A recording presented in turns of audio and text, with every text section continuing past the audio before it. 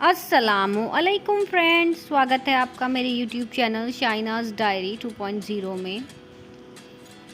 आज सचिन का कॉलेज ख़त्म हो रहा था और नए सफ़र की शुरुआत हो रही थी। अपने सभी दोस्तों से मिलने के बाद वो अपने घर के लिए निकल पड़ा, जो कि दिल्ली से बहुत दूर पहाड़ों में था। अपने घर जाते हुए वो रास्ते में खाना खाने के लिए रुका।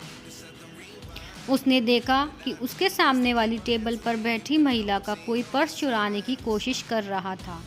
उसने उस चोर को पकड़ महिला का पर्स बचा लिया, लेकिन इसी हाथापाई में सचिन के हाथ में कई खरोंचें लग गईं। चोर तो भाग गया, लेकिन ढाबे वाले ने उसे फर्स्ट एड दिया। उस महिला ने उसका शुक्रिया किया और वहाँ पर मौजूद सभी ने सचिन की दिलेरी को सलाम किया। अपने घर पहुंचकर सबसे मिलकर उसे अच्छा लगा, लेकिन जब ड्राइवर ने उसकी बहादुरी का किस्सा सबको सुनाया तो उसके दादा बहुत खुश हुए। ये बिल्कुल मुझ पर गया है, एक ब्रिगेडियर का पोता है, कह अपनी मूंछों को ताप देते हुए अंदर चले गए। रीमा चुपचाप अपने बेटे को खड़े हुए घूर रही थी। क्या हुआ माँ? अगर तुझे ज़्यादा लग जाती तो? क्या माँ, एक आर्मी परिवार से जुड़ने के बाद भी आप ऐसी बातें कर रही हो? बोल अपनी माँ को गले से लगा लिया। फौज में भर्ती के लिए उसे पेपर पास करना था, जिसके लिए उसने खूब मेहनत की। इसी बीच उसे खांसी जुकाम हो गया, लेकिन दवाई ले उसने अपना पेपर भी दिया और फिज़िकल टेस्ट भी दिया, क्योंकि यह उसके परिवार का सपना नहीं, उसका जुनून था अपने देश के लिए कुछ करने का। कुछ दिनों बाद उसे तेज़ बुखार हो गया। दिन ब दिन उसकी तबीयत और व्यवहार दोनों बिगड़ते चले गए। डॉक्टर ने कहा वायरल है, कुछ दिनों में ठीक हो जाएगा। उसका पूरा ख्याल रखा जा रहा था ताकि वे ठीक हो सके, लेकिन उसकी हालत में कोई सुधार नहीं आया। फिर एक दिन डॉक्टर के कहने पर उसके सारे टेस्ट करवाए गए। रिपोर्ट आने में कुछ ही समय बाकी था। इसी बीच सचिन सुस्त रहने लगा। पहले की तरह बुखार और उसके शरीर पर अब कुछ निशान भी होने लगे। डॉक्टर ने जब सचिन की रिपोर्ट देखी तो उसे गंभीर बीमारी की गिरफ्त में पाया। ये बात उसके मम्मी पापा जान गए थे, लेकिन वो यकीन नहीं कर पा रहे थे कि उनकी परवरिश में कहाँ कमी रह गई, जो आज ये दिन देखना पड़ रहा है।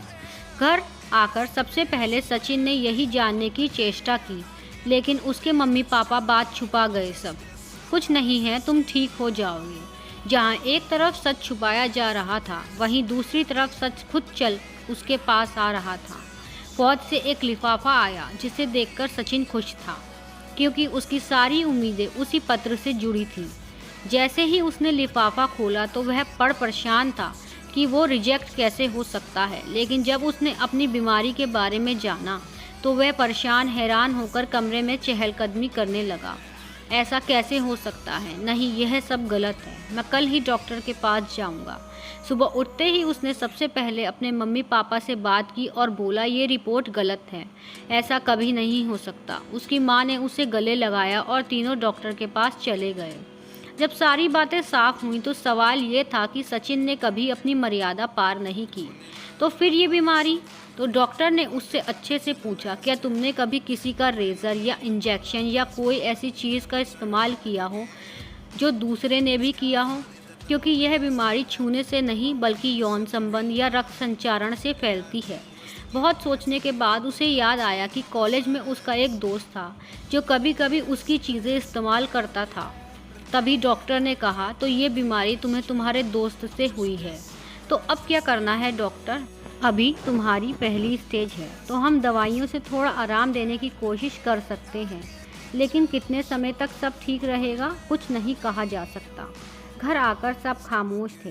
तभी सचिन बोला, बचपन से यही सिखाया जाता आ रहा है, बहादुर बनो, दुश्मन से कभी मत डरना, हमेशा बाहर से आने वाले खतरे से सावधान होने को कहा, लेकिन कभी यह नहीं बताया कि जब एक चींटी काट जाए तो क्या करें।